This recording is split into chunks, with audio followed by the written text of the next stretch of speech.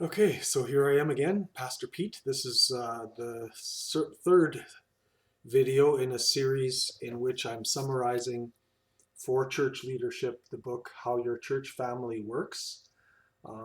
There are a number of books that could have been summarized in this way. This is one I recommended to the leadership of the church I'm in now earlier on, and I thought, you know what, why don't I just make videos that summarize chapter by chapter or concept by concept instead of hoping that they actually take the time to read it all.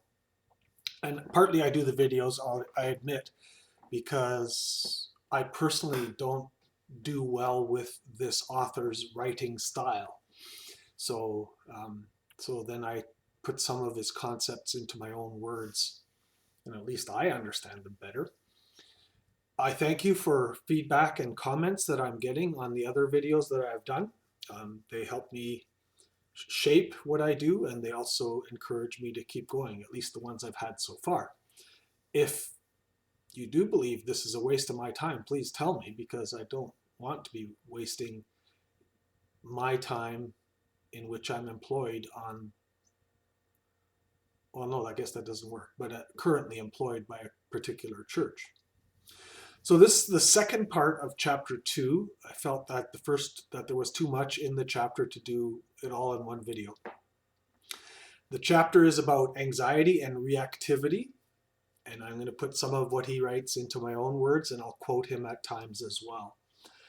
The other videos, the first one was introducing the concept of systems thinking, approaching a church organization as a system and trying to understand some of the challenges that a church faces as systemic. Our society wants us to think of things as technical only and as problems as being rooted in one person. And there are many times when that is not really the case. The problem is in the system that allows the person to behave in the way that it does. So Peter Steinke, in several of his books, following kind of his teacher, Edwin Friedman, previously laid out, following what Edwin Friedman previously laid out, subscribes to an understanding that our brains have three main processing centers. There's the so-called primitive brain, which is completely reflexive and not reflective. And that part runs all our survival processes.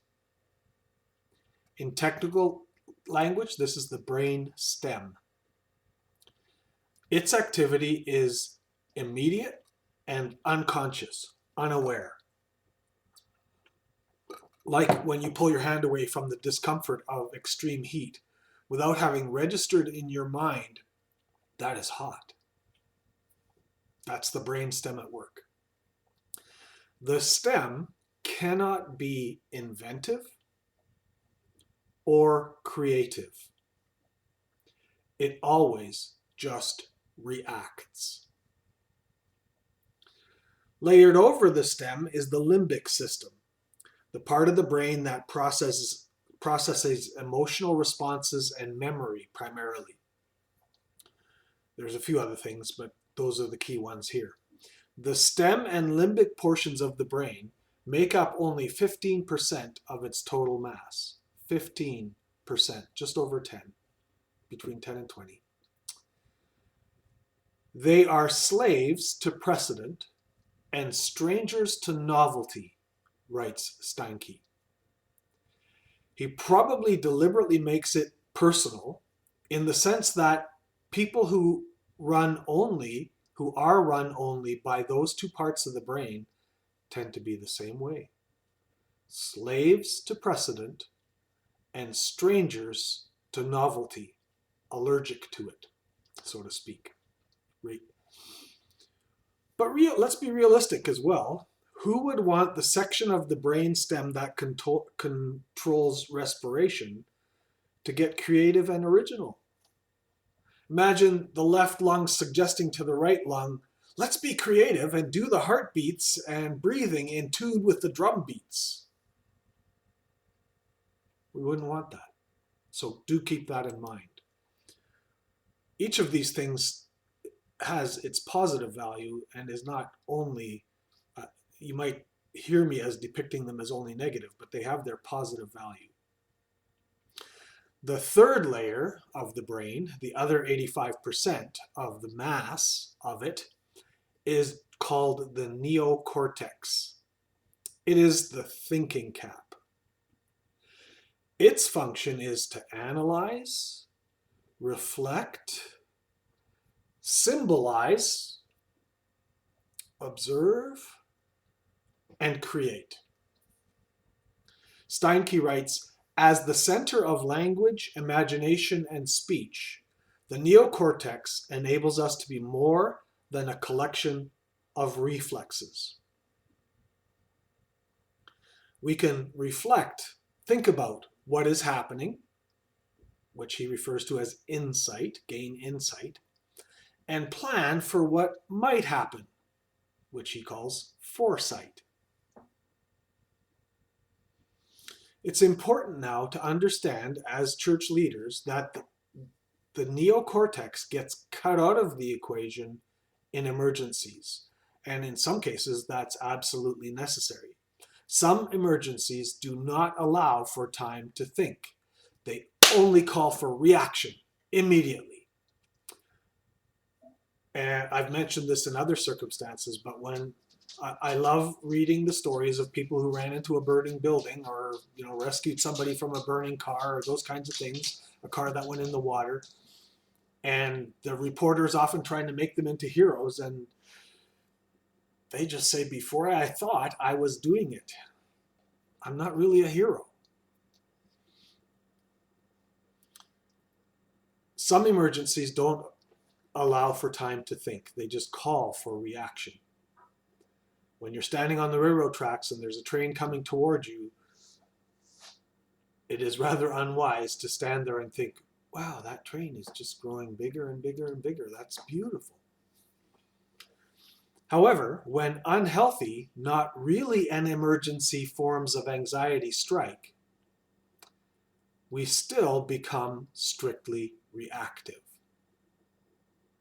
So that's an important distinction. Anxiety can be triggered in us that makes us reactive, but the anxiety might be unhealthy. It might not really be an emergency. And when we are in that state where the neocortex gets cut off, here are 5 statements that he uses to describe that. Impulse overwhelms intention or plan or strategy. Like, oh, change that. Second one, instinct sweeps aside imagination. So imagination gets thrown out the window. Third, reflexive behavior closes off reflective thought. A reflex is, right away, now. And there's no time taken to think, is this really a true emergency? I mean, most true emergencies you just know right away. But these artificially created ones, they're the ones to be interested in. Fourth, defensive postures block out defined positions. So a well thought of position on a certain thing may have taken place and actually been defined and named, and suddenly anxiety strikes and that position, that well thought out position, also goes out the window. Maybe if you have examples, think of times when the church leadership made what seemed like a good decision, and then 2 weeks later, it got erased by some incident or whatever. Not by rethinking it, but by some incident. And the 5th one he lists is emotional reactivity limits clearly determined direction. Emotional reactivity, what surges up in us, limits clearly determined direction. No, let's stick with the plan. Sure, there's a bit of chaos right now, but the plan was a good one. Let's stick with the plan. This list of 5 is sad and it's problematic because, as Steinke says, in periods of intense anxiety, like pandemic, what is most needed is what becomes most unavailable, and that is the capacity to be imaginative. Many churches, some time now since this happened, but when COVID first struck, were very good and creative at switching to online worship and making the safety changes needed. But there were some, we don't much hear about them, there were some that completely got paralyzed and had no imagination for the idea of putting a worship service online as the best option we have. Okay? In periods of intense anxiety, what is most needed is what is most unavailable, the capacity to be imaginative.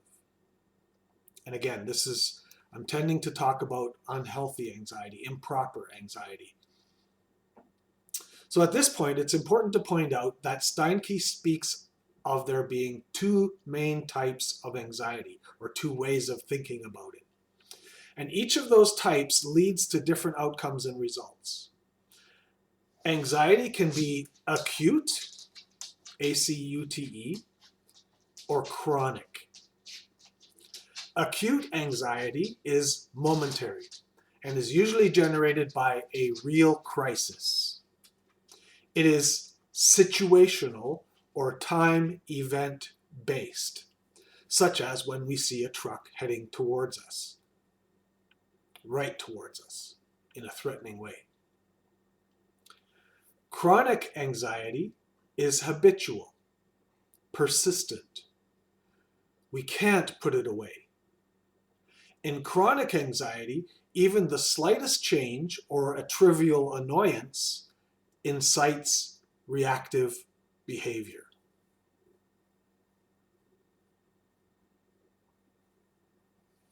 Yeah, I'll tell you. So for myself, part of my journey has been to look back at my life and realize that I had a habit of manipulating people by my behavior becoming visibly annoyed.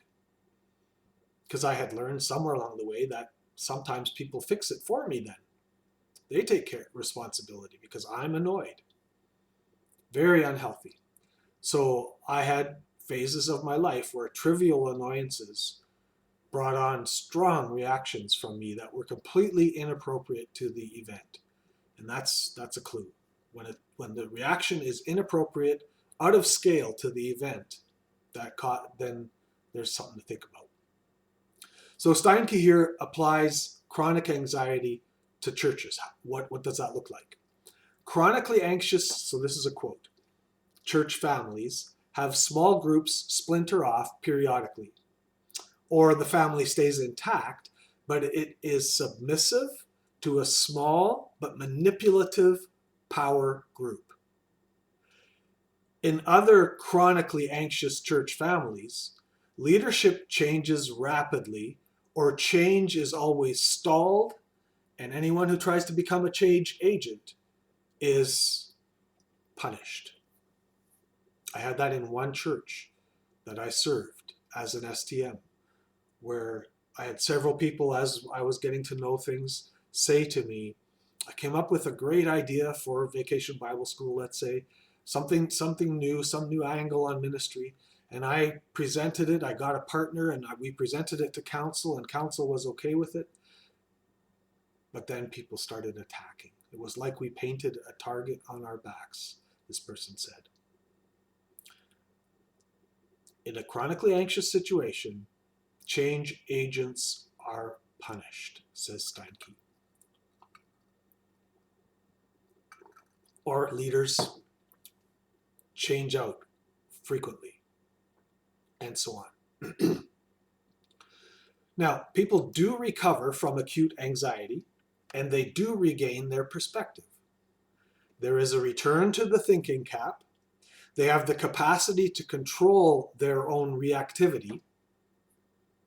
There's something that kicks in that goes, wait a second, should I really be feeling this strongly? But the chronically anxious have immense difficulty putting on their thinking caps and settling their own sense of alarm. Now, this has double application, for instance, in the pandemic. Some of you, like me and some of my friends, know people who are on one side or the other of masking or vaccinations, and they can't sit down and reason. It's almost as if the fear that they feel, again, on either end of the extremes of the scale, keeps them fretting, keeps them anxious. And they can't shut that down and go, let's just think about this rationally and coolly. I've personally known people who seemed addicted to their being anxious. I remember particularly one lady who was on a committee with me at a church I was serving.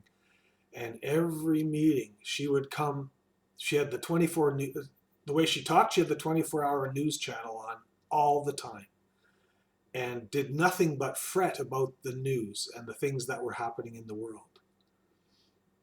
And I remember well her face when I said to her, have you ever thought about turning the news off? And that would have been a very difficult thing for her because there was a sense in which she needed to fret. So people that are in that state cannot get away from either or thinking, yes, no thinking, or black and white thinking, just three different ways of saying the same thing. Because the thinking cap is shut off, it's all reaction. It's not thinking. It's not relaxing and reflecting and articulating. In their view, this is a part of it, in their view, the trouble is always coming from beyond themselves. That's a clue as well. I have a thing I do with people if I hear their stories and their stories have a theme of woe, I will mention that. Wow, you've told me 7 stories now and they're all stories of woe. What's that all about? Or stories in which the story you've told me, the last 3 stories you told me, you're the victim in each one of them. What's that all about? Have you noticed that pattern before? So now nobody's going to want to talk to me after I said that. I might have to cut that piece out. In their view, trouble is always coming from beyond themselves, and someone beyond themselves needs to fix the trouble. They won't take responsibility for the trouble in themselves. In other words, they're unable to think systemically. They're unable to see how they are a contributing part of the entire organism. When you are able to see yourself as part of all the relational transactions, then you look in both directions. You do look outward, but you also look inward. You understand that in emotional systems, everything is mutually influenced back and forth, and not just between one person and another, but this person is in that thing as well, and this idea is in that thing as well, which is why it's not just even a flat spider's web, but it's a 3-dimensional web of influences.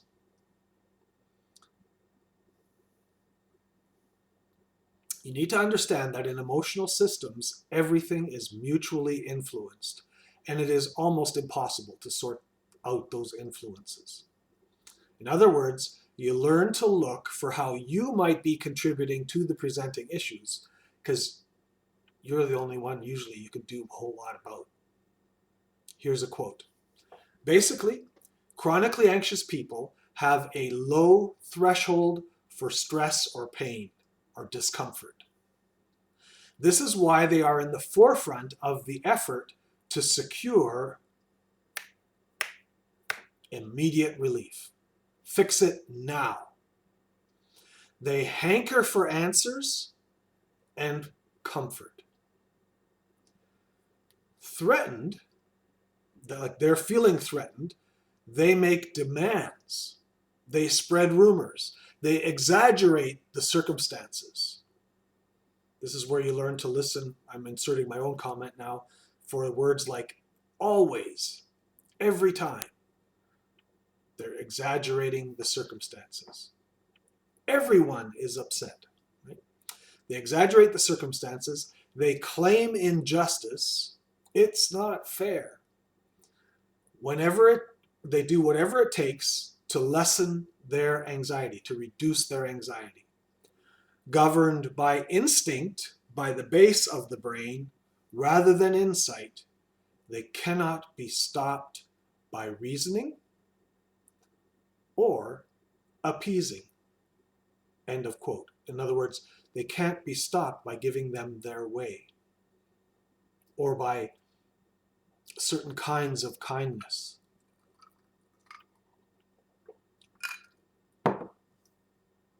For those who are inclined to chronic anxiousness, the presenting issue is not the reason for their reactivity.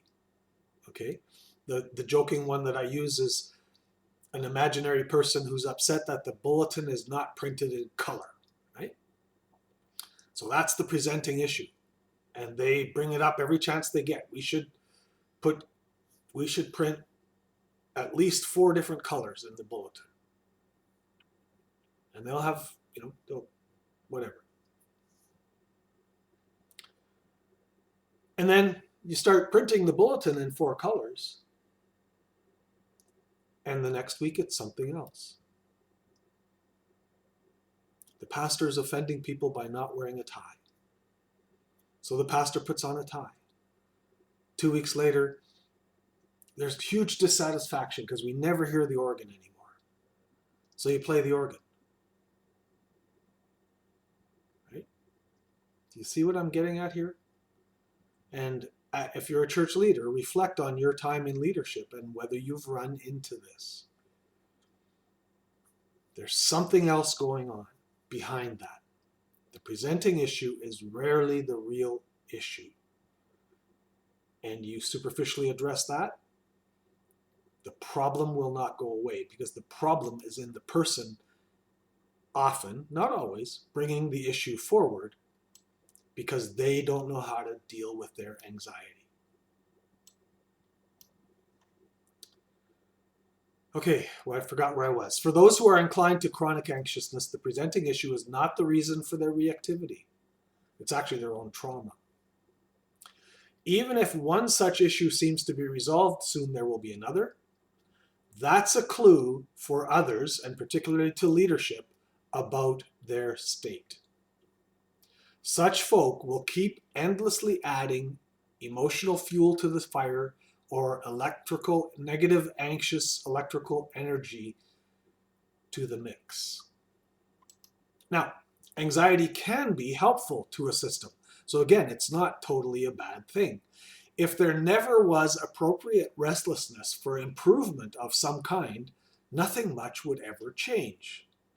But when intense anxiety explodes into reactive behaviors that come from all parties involved, and in that happening is mutually reinforced, it's amplified, then a vicious cycle or circle is formed, says Steinke. It can be hard to know what to do when we encounter such a circle of mutually re-energized anxiety. It can be very, very hard on the leadership of a church.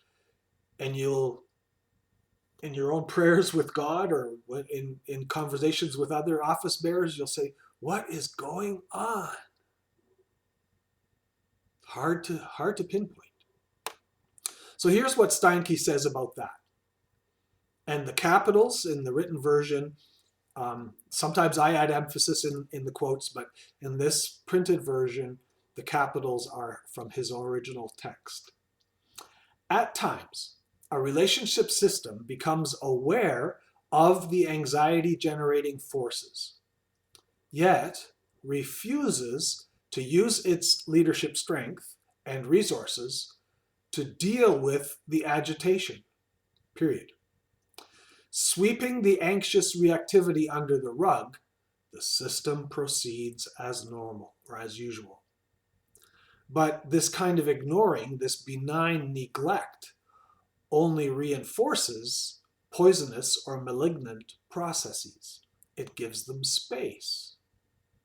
Moreover, ignoring is as reactive as placating or attacking. That might have some more explanation needed another time. Here's the capitals. Vicious circles can only be disabled by exposure. Vicious circles can only be disabled through exposure. They are enabled by secrecy and avoidance. That's the end of the quote. So there's just a lot of thoughts there. I think I'll just leave it at that because I want to finish this one within a half an hour. So here's a closing thought from the chapter that I read as a bit of a normalizing quote. One that helps me accept that when I encounter this kind of destructive anxiety, not constructive, it is more normal in a group than I thought. So hear this quote. The Hellenists, the Corinthians, and the Israelites prefigure the same anxious reactivity that occurs in today's church. In other words, he's saying, it's not just your church that has this.